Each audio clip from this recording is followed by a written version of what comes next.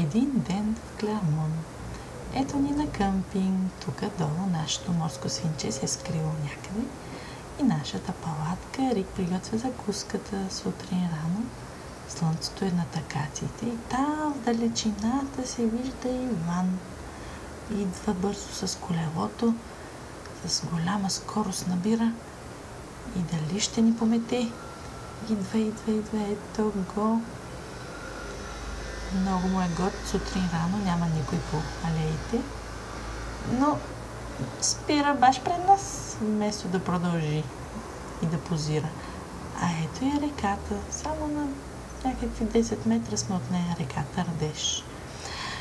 А пък Ерик футинг малко и нашите съседи в една каравана.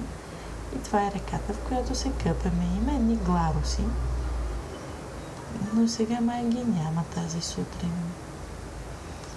Наистина беше красиво в този къмпинг. Хич не искахме да си тръгваме и Иван не искаше.